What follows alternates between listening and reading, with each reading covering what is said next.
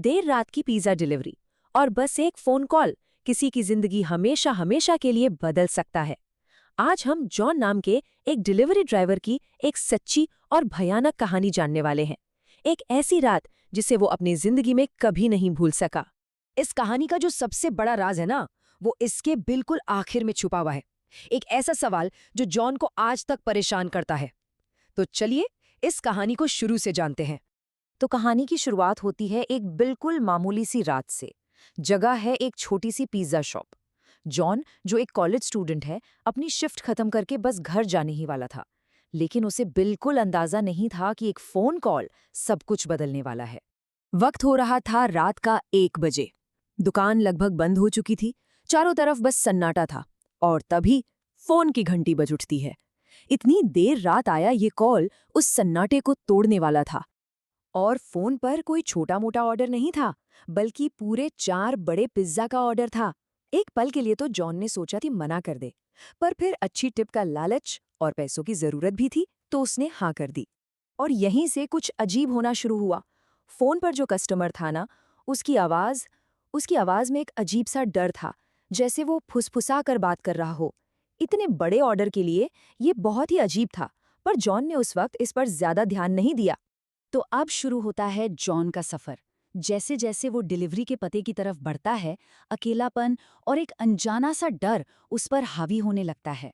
माहौल धीरे धीरे और भी ज्यादा डरावना होता जा रहा था। रास्ता बेहद खतरनाक और सुनसान था। वो शहर से बहुत दूर एक वीरान इलाके की तरफ जा रहा था। सड़क कच्ची थी, दोनों तरफ सिर्फ घने जंगली पेड़, और स्ट्रीट लाइट तो दूर दूर तक नहीं थी, बस घना डरावना अंधेरा। आखिरकार जॉन उस पते पर पहुंच ही गया, और सामने जो था उसे देखकर तो किसी की भी रूह कांप जाए। एक पुराना खंडहर जैसा घर। घर में एक भी लाइट नहीं जल रही थी, और उसे देखकर ऐसा लग रहा था मानो सालों से वहां कोई रहता ही ना हो। उस घर को देखकर जॉन बुरी तरह घबरा गया। उसने फौरन अपने मैनेजर को फोन लगाया ताकि डिलीवरी कैंसिल कर सके, लेकिन कई बार कॉल करने पर भी मैनेजर ने फोन नहीं उठाया। अब जॉन के पास उस घर की तरफ बढ़ने के अलावा और कोई रास्ता नहीं था। तो अब कहानी अपने सबसे खौफनाक मोड़ पर पहुंचती है, जहां डर हकीकत में बदलने वाला है। जॉन घर के अंदर कदम रखता है और उसका सामना किसी ऐसी चीज से होता है जिसके बारे में उसने कभी सोचा भी नहीं था। और फिर एक के बाद एक अजीब चीजें होने लगीं। जैसे ही जॉन ने घर की तरफ कदम बढ़ाया, अंदर की एक लाइट अपने आप जल गई। उसने दरवाजे की घंटी बजाई, कोई जवाब नहीं आया। उसने दोबारा घंटी बजाई, फिर भी वही खामोशी। और तभी एक डरावनी आवाज के साथ दरवाजा अपने आप खुल गया। जॉन ने डरते डरते जैसे ही अंदर कदम रखा, एक काली बिल्ली उसके सामने से गुजरी और एक अंधेरे कमरे में भाग गई। और जैसे ही बिल्ली अंदर गई, उस कमरे की लाइट और टीवी अचानक अपने आप चालू हो गए। कमरे से बच्चों के हंसने की आवाजें आने लगी। जॉन को ये देखकर बहुत गुस्सा आया। उसे लगा कि कोई उसके साथ बहुत भद्दा मजाक कर रहा है। वो गुस्से में उस कमरे के अंदर चला गया।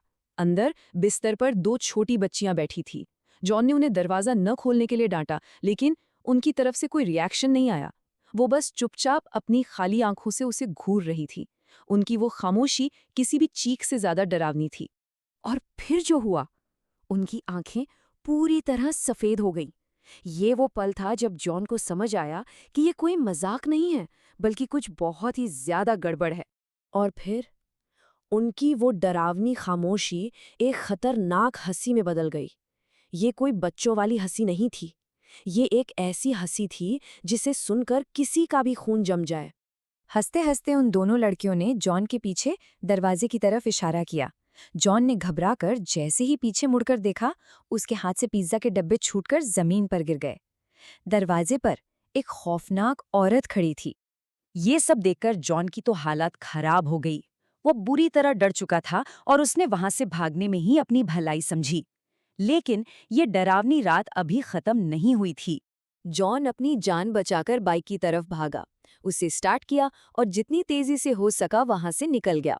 लेकिन कुछ ही दूर जाने पर उसकी बाइक अचानक बंद पड़ गई। टायर पंचर हो गया था। उसने घबराकर रियरव्यू मिरर में देखा तो उसके होश उड़ गए। वो औरत और दोनों लड़कियां धीरे धीरे उसकी तरफ बढ़ रही थीं। जॉन ने बाइक वहीं छोड़ी और अंधेरे जंगल की तरफ भाग गया और एक पेड़ के पीछे छिप गया। कुछ देर बाद पुलिस की गाड़ी की आवाज आई, लेकिन कहानी यहाँ खत्म नहीं होती, बल्कि अब वो सच सामने आने वाला था जो इस पूरी रात को और भी ज्यादा खौफनाक बनाने वाला था। और यहाँ कहानी का सबसे चौंकाने वाला सच सामने आता है।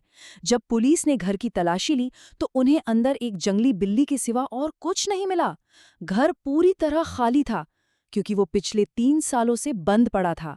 वो घर एक ऐसे तिहरे हत्याकांड की जगह थी जिसका राज आज तक कोई नहीं सुलझा पाया।